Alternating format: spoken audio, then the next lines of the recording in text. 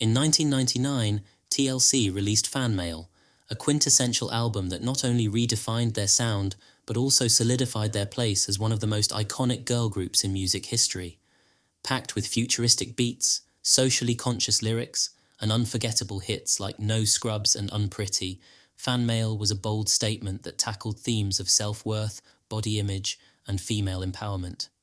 This third studio album came after a tumultuous period of financial woes, public disputes, and internal struggles, yet it showcased the group's resilience and evolution in the face of adversity.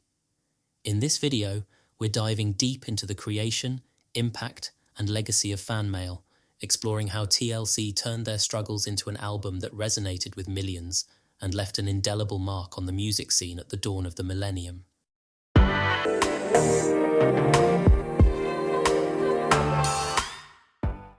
If you enjoy hearing stories about eras gone by, hit the subscribe button to be notified when I next upload. Now, back to the video. We've dedicated our entire album cover to any person who has ever sent us fan mail. After bursting on the scene in 1992 with their debut album, which was released under LaFace and Arista Records, the album showcased a dynamic mix of funk, hip-hop and R&B, echoing the popular new jack swing style that producer Teddy Riley had pioneered in the late 1980s. The album was both a critical and commercial hit, achieving quadruple platinum status with 4 million copies shipped alone in the US and produced 3 top 10 singles on the Billboard Hot 100. This album has also been credited for ushering in other groups around this time, including SWV, Destiny's Child, 702, and Jade, who all partially drew on this album for their debut albums as well. However, it would be the group's sophomore album released in 1994, Crazy Sexy Cool, that would become a defining moment not only for the group, but for 90s music as a whole. The group reunited with producers Dallas Austin, Babyface, and Jermaine Dupri, as well as new collaborators Organized Noise, Chucky Thompson, and Sean Combs. The project seamlessly blended R&B, hip-hop, and pop. This record brought us timeless hits like Creep, Red Light Special, and the iconic Waterfalls. With smooth production, sultry vocals, and bold messages, Crazy Sexy Cool captured the essence of what it meant to be crazy, sexy, and cool all at once. Crazy Sexy Cool received widespread critical acclaim, with Rolling Stone naming it one of the 500 greatest albums of all time. The album debuted at number 15 on the Billboard 200 and eventually climbed to number 3, staying on the chart for more than 2 years. In the United States, it sold over 7.7 million copies and was certified diamond by the Academy. Globally, Crazy Sexy Cool achieved sales of over 14 million copies, solidifying TLC's status as one of the best-selling girl groups of all time. However, beneath the album's success lay financial turmoil and personal challenges that the group would soon have to confront. Despite their apparent success, TLC filed for Chapter 11 bankruptcy in July 1995. The group reported debts totaling $3.5 million, partly due to Lopez's insurance payments following her arson incident the year prior and Watkins's medical expenses for her sickle cell anemia treatment. However, the primary issue was what TLC described as an unfavorable deal with PEBBLES. After Arista Records, LaFace, and PEBBLES recouped their investments in recording, manufacturing, and distribution, PEBBLES and LaFace continued to charge the group for various expenses, including travel, hotels, promotion, music videos, food, and clothing. Ironically, as TLC's albums became more successful, the group's debt grew. Is everything going like we want, the track of our career? No. I can say this. Everything's not going the way we so-called, quote-unquote, would want it to be or how it should be. But regardless, we're not going to let anybody hold us down. This proves it. And we've done good regardless to all the problems. We'll be going on tour. Your manager's like saying they're going to need dirty moves. It's okay, we're straight. Yes. We're going to talk. Go ahead. You said your career is not exactly what you would have wanted it to be, but this proves it. What's not on? Step on up. I'll tell it. When we're not like trying to be a sad story. If that was the case, we would have been on everybody's talk show talking about how broke we are. We haven't done that. I know it's hard to believe because we've sold so many albums, but it is possible. That's the deal here. So, and we're not happy at all. But for real, tonight, this is all we wanted. We wanted to win a Grammy, at least one, and we won two. And that proves that we are the jam. Shirley, can you wait? Because I heard Bo Diddley on a TV show yesterday because the Legends of Rock thing is going on tomorrow, and he talked about how in the 50s that happened a lot. It's shocking that that's happening in the 90s. It is shocking. It's still happening. I mean, we're examples right now. I mean, you don't understand the stress that we're under, and it's like to even find out that people are calling the Academy talking about TLC's out of control and people who's supposed to have your back is very confusing. We don't understand that. And it's like, dog, you know what? It's okay because God is on our side and he has blessed us and we are thankful for everything thus far. And nothing to hold us down. Yeah. Lisa. Hello, Lisa. Can you come on up to the mic? I've got two questions for you. 10 million albums. How can you be broke? And two, what's coming up with Left Eye Productions? Okay. How do you make it run? How do I do what? Make it run? Well, first of all, 10 million albums, and how can we be broke? It's kind of... I can't go into everything right now, but trust me, you can sell 10 million albums and be broke if you have greedy people behind you. And... turn it around so you don't sell 10 million albums and not be broke. Stick together, learn from our mistakes, and you know, just well, you know, contracts and stuff is kind of hard to handle business when you're stuck in contracts that say certain things. And you know, to me, what also helps is when you tell it, you know, when you're sitting around and you're, you know, like being hush hush about it, nobody knows. Everybody's looking at the videos. They're looking at the success of the album. So they're thinking that you're on top of the world. And, you know, when you're quiet like that, no one knows. So that's why we're telling it. We're not telling it to get anybody in trouble or to make anybody mad at us. We're just being very honest and truthful and telling y'all the truth. So, and that's just how it is. And hopefully, you know, it can stop because it is not 1950 anymore. It is 1996. All right. This is how a group can sell 10 million records and be broke. And everyone, get ready to do your math. When we first started out, we were kind of cocky. Okay, there are 100 points on the album. TLC had 7. Every point is equal to 8 cents. All right? 7 times 8, 56 cents. But as time went on, we learned a lot. That means every time an album gets sold, TLC gets 56 cents. So 10 million records, $5.6 million. Seems like a lot of money. Well, it's not a lot of money when the record company has spent $3 million to record your album. And in the record business, we pay all costs back to the record company. We pay recording costs, video costs. So now we have $2.6 million left. Well, guess what? When you have that much money, you're in about the 47, 48, 49% tax bracket. So that immediately gets deducted to $1.3 million. Then you split the rest 3 ways. You got about $300,000 apiece, if that much. Okay? $300,000. I can buy a nice house with that. And what am I going to pay my bills with? Pebbitone was a production and management company founded by singer-songwriter Pebbles, and this company played a significant role in the early career of TLC, managing the group and overseeing their business dealings. Pebbitone helped TLC early in their career to secure a record deal with LaFace Records, co-founded by L.A. Reid and singer-songwriter Babyface. Under this arrangement, Pebbitone managed TLC and acted as a middleman between the group and their record label. The management and production contract that TLC signed with Pebbitone was highly controversial, with TLC even publicly expressing frustration with their financial situation. The signed contract gave Pebbitone a significant share of TLC's earnings, with numerous recoupable expenses being charged to the group, including costs for music videos, promotions, travel, and more.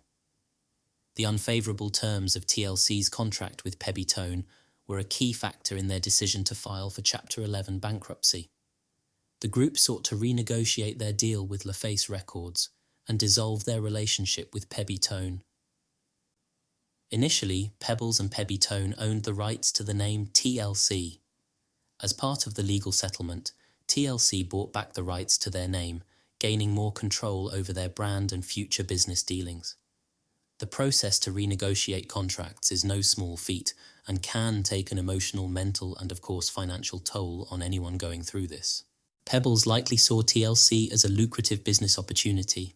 Having achieved success as a solo artist in the late 1980s, she transitioned into the business side of the music industry, founding Pebbletone to primarily manage artists and music talent. By discovering TLC and helping them secure a deal with LaFace, she positioned herself as the group's manager and production company, which allowed her to earn a significant portion of their profits.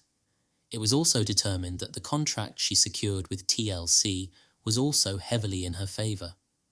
Under the initial contract, other than the financial benefits, Pebbles retained a high degree of control over their creative output, image, and financial decisions.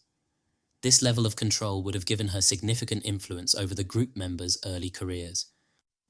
Pebbles' dual role as both manager and production company for TLC created a conflict of interest. On one hand, she was supposed to manage the group's best interests, but on the other, she benefited from contract terms that were not favorable to TLC. This conflict likely contributed to her motivations to keep the terms of the contract as they were, even when the group expressed dissatisfaction. Pebbles' treatment of the group may have also been personal as well as professional. Pebbles has publicly claimed that Chili had an inappropriate relationship with L.A. Reid while he was married to her and while TLC was under contract with LaFace Records. According to Pebbles, this alleged affair was one of the reasons for the tension between her and the group. In interviews, she suggested that she was aware of inappropriate behavior between Chili and Reid and that it caused her emotional pain and played a role in her decision-making as TLC's manager.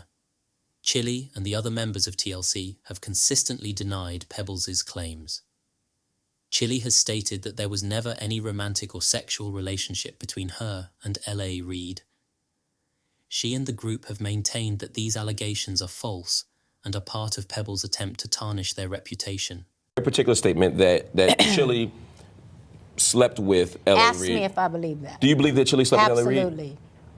I didn't believe it then because I didn't want to believe it. Despite the serious nature of these allegations, Pebbles has not provided concrete evidence to support her claims about Chili and L.A. Reid.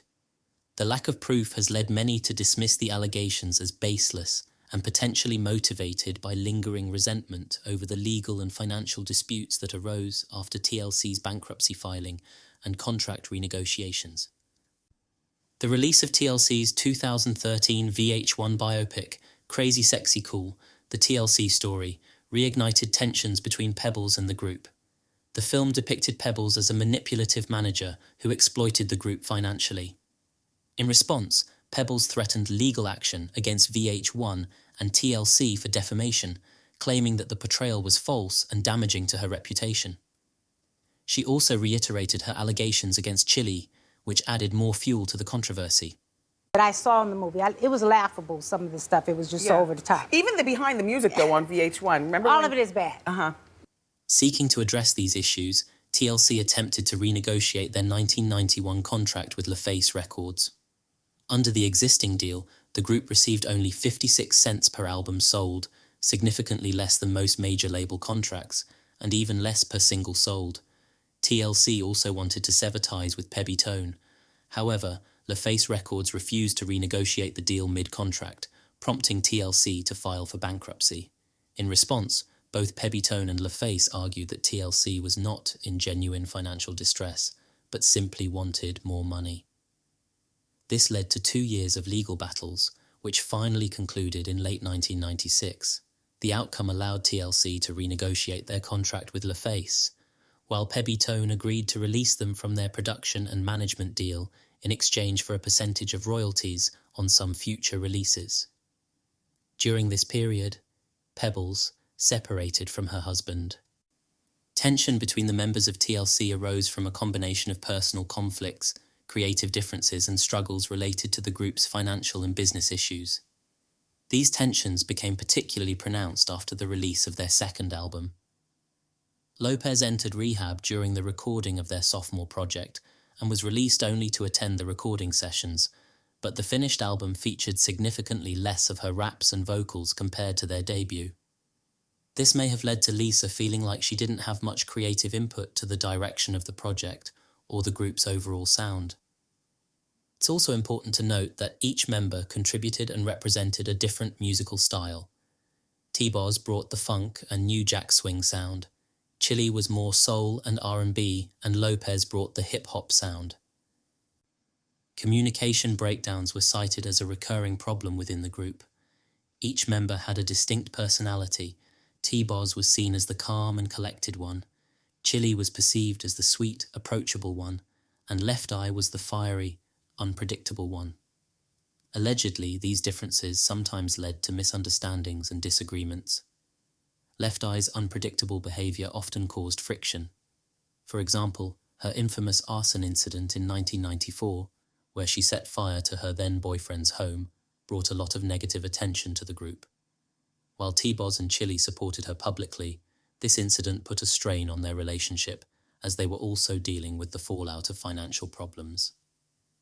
Lopez was known for her outspoken and creative nature, which sometimes clashed with the visions of the other two members as well as their producers. While TBOZ and Chili were more focused on maintaining their R&B and pop sound, Left Eye wanted to push the boundaries and experiment with more eclectic styles. This would become more evident as the group started to conceptualize their third project. It could be that Left Eye felt like an outsider within her own group. She wanted more recognition for her artistic and lyrical contributions, which were often overshadowed by the more mainstream appeal of TBOZ and Chili. Some radio stations would play versions of the singles released by TLC, omitting the rap section, therefore completely removing Lisa's input and voice.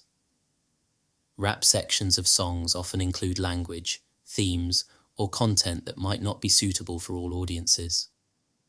Lyrics can include explicit language, references to violence or other mature themes.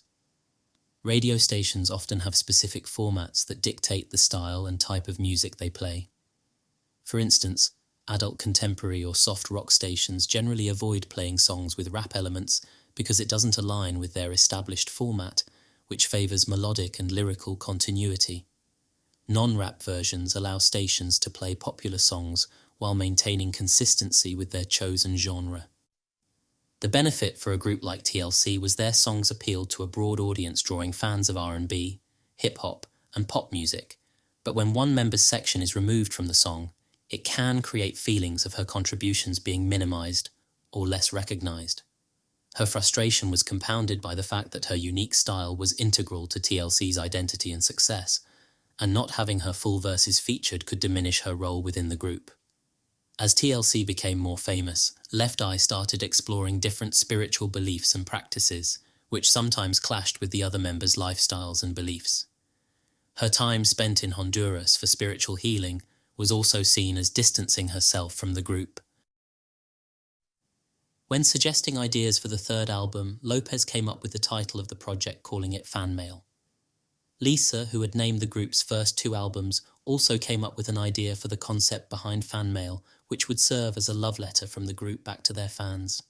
The idea was to put all the fans' names who had sent them fan mail over the years on the album and single covers. When Dallas Austin, who had worked with the group as a producer since their debut in 1992, heard about the concept, he initially loved the idea. What we decided to do was dedicate the third album to the fans. Let them know that we got your mail. and this is sort of like our letter back to all of the fans, but except it's in audio form. Yeah, it's an album. So we, if you open it up, if you are one of the lucky ones, your name will be on the CD jacket as you open it up. There's a lot of names. We couldn't fit them all, but we just wanted to say thank you to all the fans who supported us throughout the years. Mm-hmm. That's cool, that's cool. Who came up with the title Fan Mail for your new album? Bam! Left Eye. Who comes up with all the titles for the album? Usually I'm riding down the street, not even thinking about TLC, and something just goes, boom. Fan Mail! The subsequent concept with Fan 2C did not go down well with the other group members, nor Dallas. The suggestive and possibly explicit concept was not TLC's brand, nor anything they wished to explore, especially on an album where they were looking to celebrate their fans.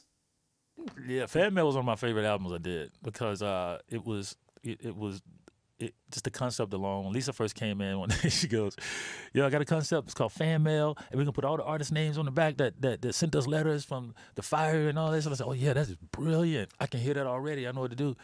And then she goes, "Yeah," and then the rest of it's called fan2c.com. And I said, "What is that?" "Well, we can be playing with ourselves and doing this and that." Oh, wow. Now what's interesting is OnlyFans. It's OnlyFans. She always was ahead of her time. It was what OnlyFans is. Now back then, of course, me and all the rest of the girls was like, "Are you crazy?" Yes. She's like, "Look, Kim doing it, and this person doing it. We got to be like." And so then, because me and the girls were like, "No, we can't come off waterfalls, and you guys are having people play with yourself and give you money." And then she goes, "Okay, well, I quit."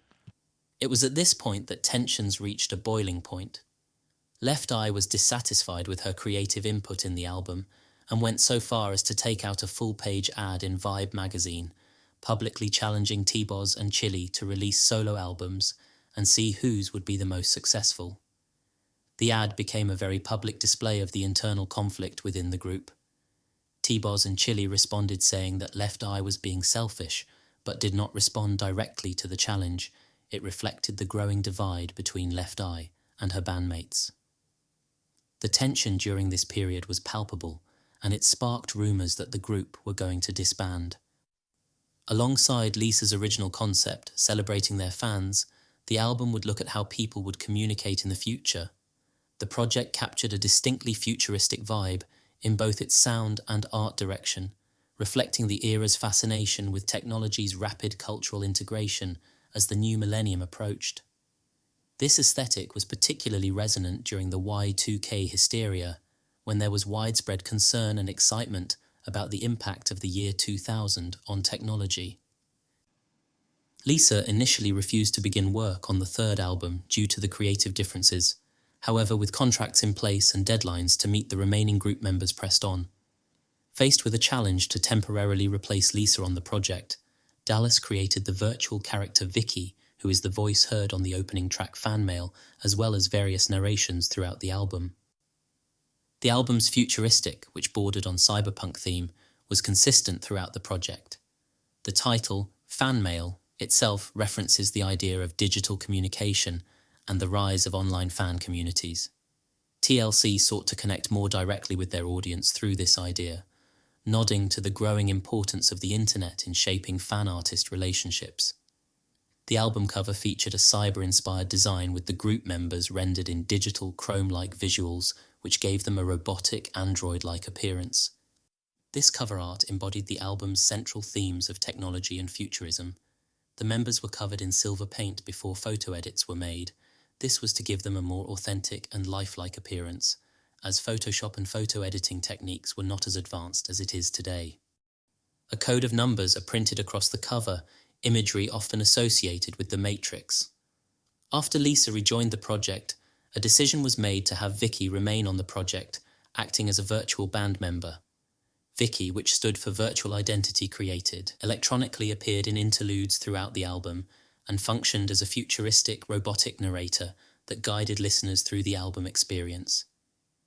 This was a creative way of incorporating artificial intelligence and digital personas into the music, reflecting society's fascination with the possibilities of technology, something which remains prevalent even today with the rise of AI. The album's lyrics and production choices were also influenced by the concept of the future and the digital age.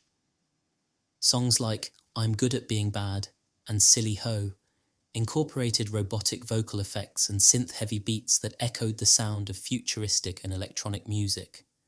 The track Automatic featured lyrics that metaphorically referenced technology and mechanical love, reinforcing the album's exploration of how technology intersects with human emotions and relationships, prophesying transhumanism.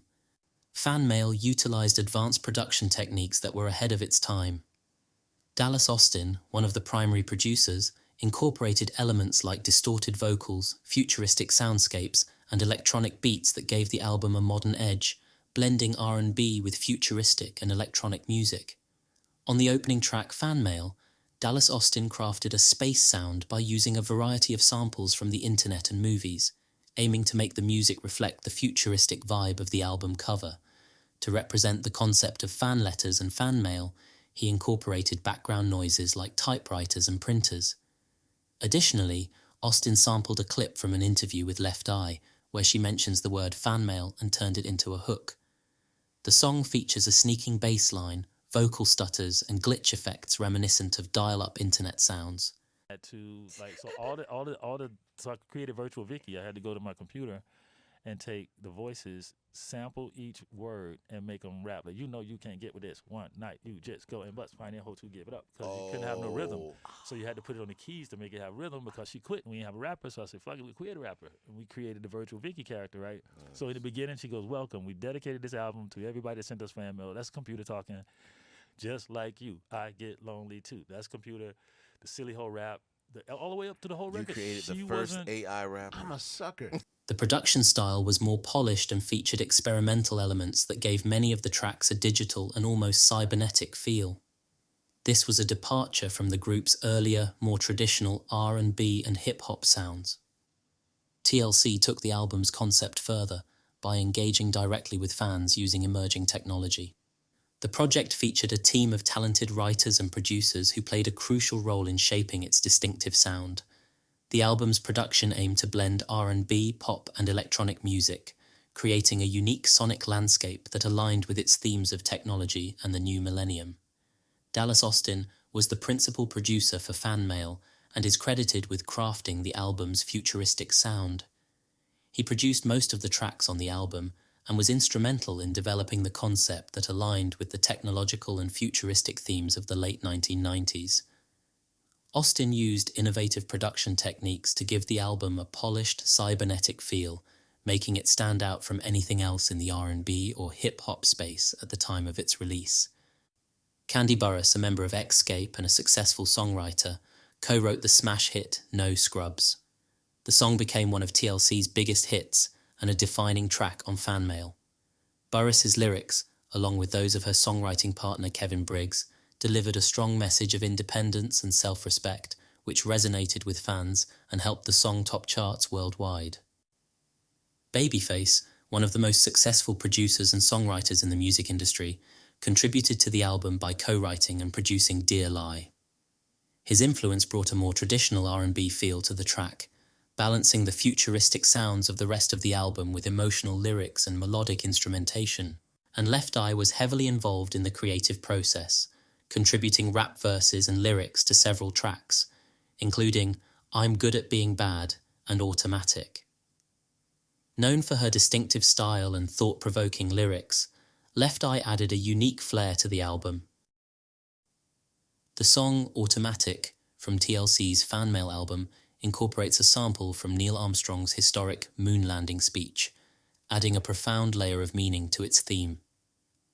By integrating this iconic audio clip, the song connects themes of technological advancement, exploration, and human achievement to the album's overarching concept.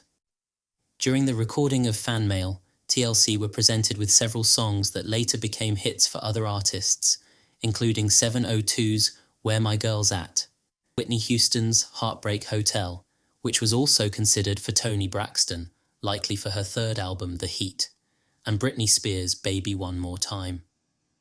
According to Chili, the group thought about recording each of these tracks, but ultimately felt they didn't align with their image or sound. Deborah Killings is widely recognized for her work as a background vocalist on numerous projects, and Fanmail was no exception. Her vocals are featured prominently throughout the album, helping to enrich and layer TLC's signature sound. Killings' voice added depth to the tracks, complementing the unique vocal styles of TBOZ, Chili, and Left Eye. Her background vocals can be heard on several tracks, including No Scrubs, Unpretty, and Dear Lie. Before a packed house, it's a sight a lot of people didn't think they'd get to see in the year 2000, not after last fall, filled with under-promoted shows and a whole lot of bickering inside the band. What did it take to get you guys happy with each other again? I read the magazine stories, I saw the stuff, you were really mad. You guys were really angry. What was the deal? Really angry. You said she doesn't care about us. You said Left Eye only cares about Left Eye. Let me ask you a question. Mhm. Did you have there ever been a time in your life where you had a lot on your mind and you just vented? Then she did, skipping an MTV appearance, distancing herself from the group's record Fan Mail, criticizing the decision to tour, even throwing down a solo record challenge to her homegirls. Next, TBOZ and Chili responded, scolding Left Eye for alleged self-centeredness. A lot of people say stuff if they're upset, but wasn't nobody like mad to the point where, you know what I'm saying? Like, oh, I'm never going to talk to her again. Recognize that that's what worked for her, and that's what worked for, whether it's been Tupac or whether it's been Puffy or whoever else, is that if you don't have any bad news going on, then sometimes you have no news going on. Do you think this tour is a good idea, or do you wish you were not touring right now? I think the good thing about this tour is that we get a lot of exposure. We get to promote ourselves. It's not about making big dollars. You know, as far as just the touring is concerned, we make our money from outside deals. I have never, ever said that I was leaving this for, so I just like to reiterate that sometimes and let everyone know that even if we do fight, even if we can't stand each other, it's a good business move just to stay in the group of anything. In February 1999, after a 4-year hiatus from the charts, TLC released their single No Scrubs and would serve as the lead single from the album. Written by producer Candy Burris, Tiny Harris and Kevin Briggs, the song explores a man's role in a relationship. The track, which was originally intended to be used for Burris and Harris's own group Xscape, landed with TLC. The lyrics were modified slightly to match the group's image. 2 versions of the song were released to boost airplay across formats, one described as straight R&B, the other containing a rap verse from Left Eye. The video, which was directed by Hype Williams, a renowned music video director known for his visually striking work, the No Scrubs video embraced a sleek, futuristic look. The set design featured a clean, metallic aesthetic, with a mixture of vibrant colours contrasting against the monochromatic backgrounds, digital backdrops, and reflective surfaces that enhance the futuristic vibe. The video's visuals included spaceship-like elements and metallic bodysuits that matched the song's confident and modern feel. The group members appeared in what looked like a high-tech spaceship or digital environment, reflecting the themes of technological advancement and independence that characterized the late 1990s and early 2000s. The music video is stylistically similar to Michael and Janet Jackson's music video Scream, as well as the Busta Rhymes and Janet Jackson music video What's It Gonna Be, the latter which was also directed by Williams. The No Scrubs video became a pop culture moment, helping solidify TLC's status as style icons and musical innovators. It was widely praised for its forward-thinking visuals and thematic consistency, earning significant airplay on music channels like MTV and BET. The video contributed to the song's success, reinforcing its themes of independence and self-respect, while visually capturing the essence of the song's rejection of scrubs, men who failed to meet their standards. The commercial reception of TLC's No Scrubs was overwhelmingly positive, marking one of the group's biggest hits and becoming a defining anthem of the late 1990s. The song was a massive hit on the charts. In the United States, it debuted at number 3 on the Billboard Hot 100 and quickly rose to number 1, where it stayed for 4 consecutive weeks and remained in the top 10 of the Hot 100 for 17 consecutive weeks. It became TLC's 3rd number 1 single on the Hot 100, following Creep and Waterfalls. The song also dominated the Billboard Hot R&B and Hip Hop Songs chart, reaching the top position and holding it for 7 weeks. It was a crossover success, appealing to fans of R&B, pop, and hip hop alike. Internationally, No Scrubs performed exceptionally well. It topped the charts in several countries, including Australia, Canada, New Zealand, and Ireland. It also reached the top 10 in many other regions such as the UK, where it peaked at number 3 on the UK singles chart. The song was a radio staple upon its release, becoming one of the most played songs of 1999. Its catchy hook, relatable lyrics, and upbeat production made it a favourite across various radio formats, from pop and top 40 to urban and rhythmic stations. In the digital era, the track has continued to perform well, benefiting from streaming platforms. It has garnered hundreds of millions of streams on services like Spotify and Apple Music, proving its enduring popularity and cross-generational appeal. The track won numerous awards, further highlighting its commercial success and impact. At the 1999 MTV Video Music Awards, it won Best Group Video and Best R&B Video, showcasing the strength of its music video and visual presentation. The single also earned a Grammy Award nomination for Best R&B Performance by a duo or group with vocals, solidifying its critical acclaim alongside its commercial achievements. The success of No Scrubs significantly boosted sales for the Fanmail album. This helped the album debut at #1 on the Billboard 200, which would go on to be certified 6 times platinum, selling over 10 million copies worldwide. The song was instrumental in driving these numbers, as its popularity helped maintain the album's visibility and sales momentum for an extended period. No Scrubs became more than just a chart-topping hit. It evolved into a cultural phenomenon. The term scrub entered everyday vernacular, becoming a popular way to describe men who fail to meet a woman's standards. The song's message of self-respect and independence resonated with audiences, particularly women, and it became an anthem for empowerment. Even decades later, No Scrubs continues to be referenced in pop culture, covered by various artists, and featured in movies, TV shows and commercials.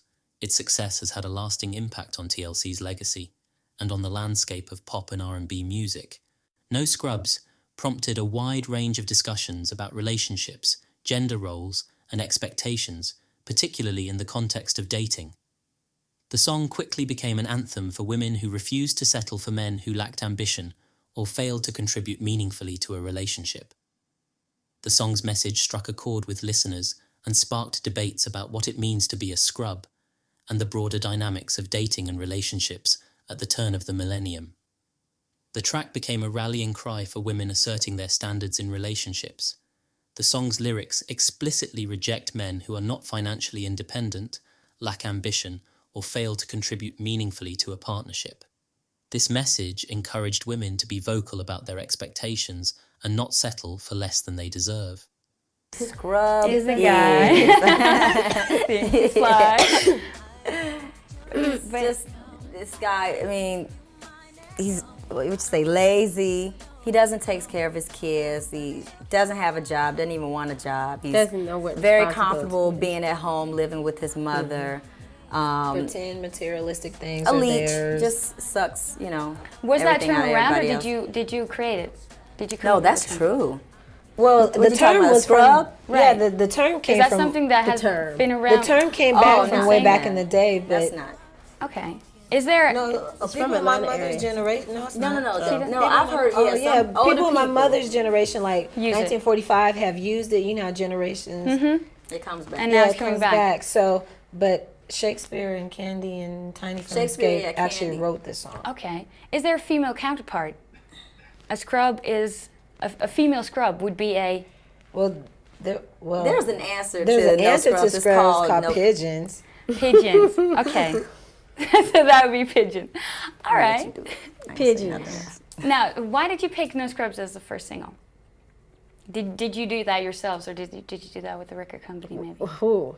It was a decision that was There was a made by, combination of you know, yeah, between record us and it. company and TLC. Okay, didn't that sometimes that has a whole philosophy behind it? Do you just like the song? Well, Scrubs is really, that's a girl's anthem, so, you know. Yeah. And I agree with you. I think Scrubs so. came out in, when was it released? Like, Yeah, February. As a comeback song, February. we thought that it was the song that you got it the quickest. The track received some backlash from men who felt that the song was one-sided and unfairly critical. This led to the creation of the rebuttal song No Pigeons by Sporty Thieves, which aimed to critique women who expect men to provide for them without offering anything in return. This back and forth sparked conversations about how men and women view their roles in relationships differently and the perceived double standards in these expectations. It highlighted the complexities of modern dating and the difficulties of finding balance and fairness in relationship dynamics. No Pigeons, which was also released in 1999, shortly after No Scrubs became a massive hit, was a direct reply to the themes presented in TLC's anthem, flipping the script by critiquing women in the same way that No Scrubs criticised men. Much like No Scrubs, which listed the qualities of a man who is deemed undesirable, No Pigeons enumerates traits that the group finds unattractive in women. The song mocks women who rely on men for money, wear knockoff clothing, and fail to meet certain physical standards. The chorus of No Pigeons mirrors the style of No Scrubs, using similar vocal melodies and cadence. This mimicry was intentional, creating a familiar but opposing response that listeners would immediately recognize as a rebuttal to TLC's hit. Produced by the Trackmasters, a prominent production team in hip-hop and R&B, No Pigeons used the same instrumental backdrop as No Scrubs, but with a grittier hip-hop twist.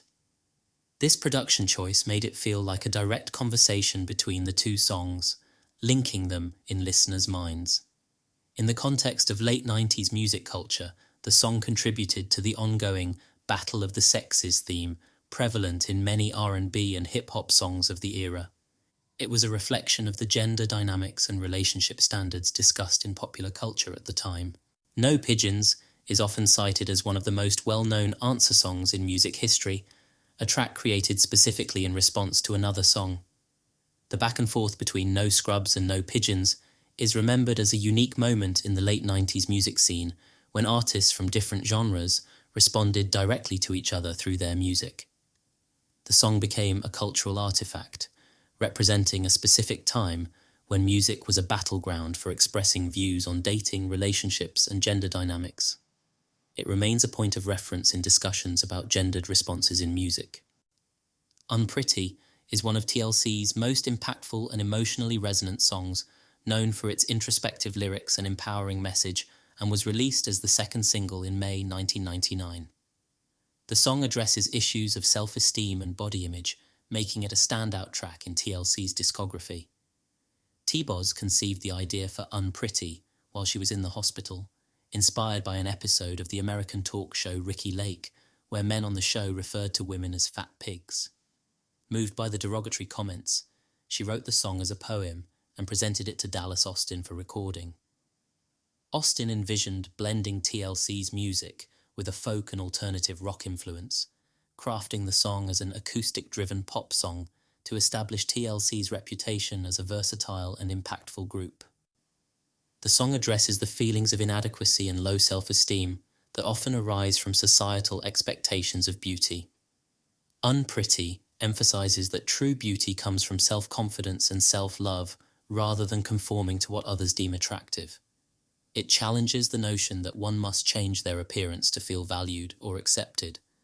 The song empowers listeners to recognize their inherent worth, regardless of societal or media-driven beauty ideals. It delivers a message of resilience, encouraging people to define their self-worth based on their inner qualities and strengths, not on external appearances or others' opinions. The music video, directed by Paul Hunter, vividly brings the song's themes to life through a series of vignettes that portray different individuals grappling with issues related to body image, self-esteem, and societal pressures. One storyline follows Chili contemplating breast augmentation surgery due to her boyfriend's desires and expectations of body standards. However, she ultimately decides against it, realizing that she doesn't need to change her appearance to feel beautiful or loved. This reflects the song's message of rejecting external pressures to conform and finding beauty in yourself. Another storyline introduces a teenage girl who is visibly unhappy with her body image. She is shown sitting in her bedroom, looking at magazines of women with different body types. Throughout the video, the girl is confronted with various societal pressures that emphasize unrealistic standards of beauty. She sees images of thin models and women in magazines and on television, which only amplify her insecurities and make her feel that she does not measure up to these ideals. The media's portrayal of ideal body types serves as a constant reminder to her that she doesn't fit within these narrow standards. This external influence is depicted as overwhelming and damaging, reinforcing the song's message about the harmful effects of these expectations. In her desperation to fit in and feel accepted, the girl considers taking drastic measures to lose weight. she is shown engaging in unhealthy eating behaviors, such as attempting to purge after eating, a moment that highlights the emotional and psychological impact of her struggle. These scenes are portrayed in a stark, realistic manner, emphasizing the serious and often dangerous lengths to which individuals may go when trying to conform to pressures regarding body image. The use of a diverse cast in the video representing different races and body types reinforces the universal nature of the song's message, that everyone, regardless of their appearance, deserves to feel beautiful and valued. The video also includes moments of introspection, with close-up shots of individuals reflecting on their self-worth and inner strength. This visual storytelling aligns with the song's message, urging listeners to reflect on their own experiences and to find empowerment within themselves. In line with the theme of the Fanmail album, the music video conveys a strong message about the importance of communication, both with oneself and with others, as a means of achieving self-acceptance, healing, and empowerment. This theme is woven throughout the video's narrative and visual storytelling, emphasizing that open and honest communication is crucial to overcoming personal struggles and societal pressures. Lisa's use of sign language is also a powerful choice that underscores the song's themes of self-acceptance and inclusivity. It serves as a reminder of her creative vision and the group's commitment to making their music accessible and meaningful to a diverse audience. The video prominently features natural elements such as flowers, greenery, and open, earthy environments. These elements symbolize purity, growth, and authenticity, aligning with the song's message about finding and embracing natural beauty. One notable group scene shows the group in a field of vibrant flowers, visually representing serenity. The flowers are used metaphorically to signify growth and the idea of blooming into your true self, free from external influences. The song and its visually striking music video continue to hold immense relevance in today's digital world, almost as if the group foreshadowed what was to come in a digital world where societal expectations of beauty are not only pervasive, but also magnified through the lens of social media.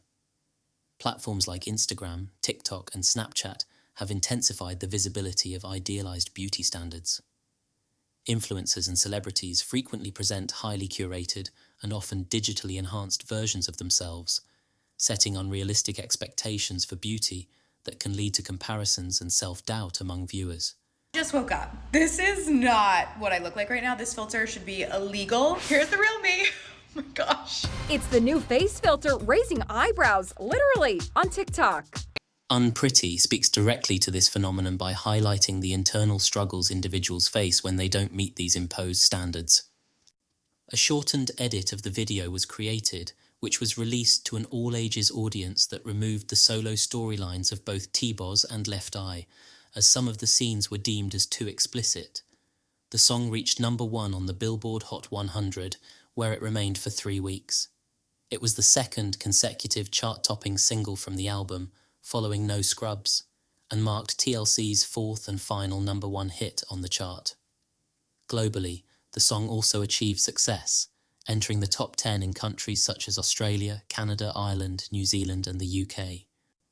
The track received widespread critical acclaim upon its release, praised for both its empowering message and its genre-blending musical style. Reviewers from outlets like Rolling Stone and Entertainment Weekly highlighted the song's relevance and the importance of its message, especially in the context of the music industry's often superficial portrayal of beauty. Critics pointed out that the song's relatability and vulnerability were what made it impactful. Many considered it an anthem for self-empowerment, especially for young women navigating issues of body image and self-confidence.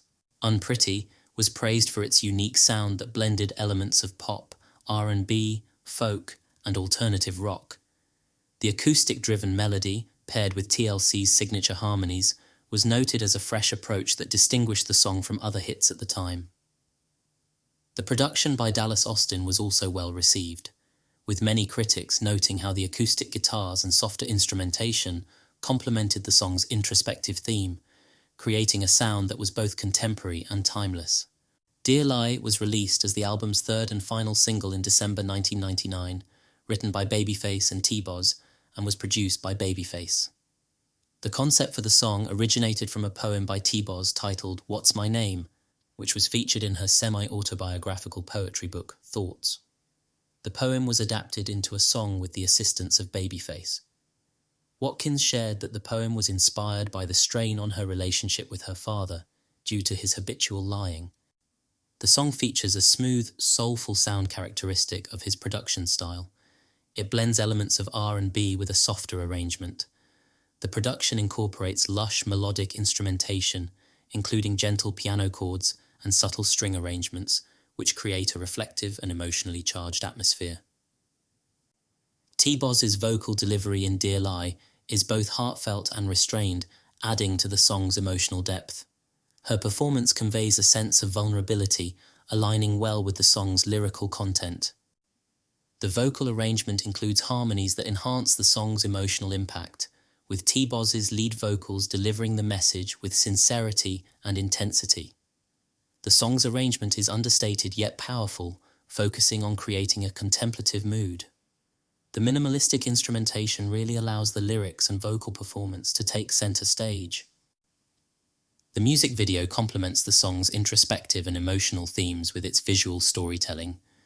Directed by Billa Woodruff, who has worked with many R&B artists in the 90s, the visual depicts shots of dark, muted colors and shadows throughout the video adds to the somber and reflective mood, aligning with the song's themes of betrayal and longing for honesty. The video's aesthetic combines a sense of luxury and melancholy, reflecting the complex emotions of the song. The juxtaposition of opulent settings with intimate, introspective moments enhances the emotional depth of the visual narrative. Mirrors and mirror imagery in the video symbolize self-reflection and the search for truth. They represent the idea of looking inward to confront one's true feelings and the impact of deceit.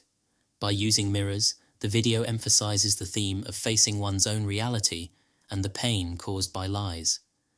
The mirror imagery also represents duality and the conflict between appearance and reality. Just as mirrors can reflect both an accurate and distorted image, the song addresses how lies can create a misleading facade that obscures the truth. This duality is a central theme of the song, which explores the contrast between what is seen and what is real. The solo scenes highlight themes of isolation and introspection. The mirrors and mirror images acts as a visual backdrop for their emotional journey, reflecting inner turmoil and the personal impact of deceit. This solitary interaction with the mirror underscores the song's exploration of personal struggle and the emotional consequences of betrayal. Reportedly, the performers were not on speaking terms during the video shoot due to Lisa's frustrations with the Fanmail album. Lopez mentioned in a 2001 online interview that none of the TLC members were fond of the video. As a result, it was only released in international markets and aired exclusively on MTV UK on December 99. Due to limited promotion and the lack of an official US release, the single reached the top 40 in several countries, including Australia, Canada, Ireland, New Zealand, and the UK.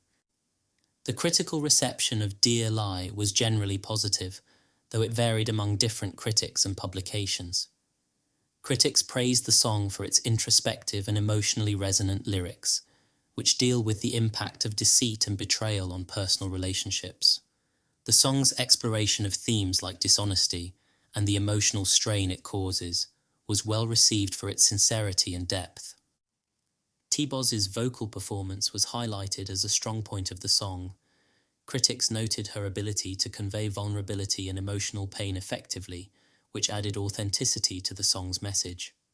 The production was also appreciated for its smooth, soulful quality. Critics enjoyed the song's blend of R&B with an acoustic-driven arrangement, which provided a refreshing contrast to other tracks on the album. Some critics pointed out that despite its strong lyrical content and production, Dear Lie did not achieve the same commercial success as the other two singles already released. This likely affected its overall critical impact and visibility. The song's reception was somewhat influenced by the internal tensions within TLC at the time, which were reported to affect their work. Some critics felt that the song's impact was somewhat diminished by the group's behind-the-scenes issues and the mixed reception to the video. The song's reception was somewhat influenced by the internal tensions within TLC at the time, which were reported to affect their work. Some critics felt that the song's impact was somewhat diminished by the group's behind-the-scenes issues and the mixed reception to the video. While not as universally celebrated as some of the group's other hits, Dear Lie remains a notable track in their discography for its introspective approach and the emotional depth of its lyrics. Originally, Shout was planned to be the third single in the US, while Dear Lie would be a single internationally, but only the latter would end up being released as a single.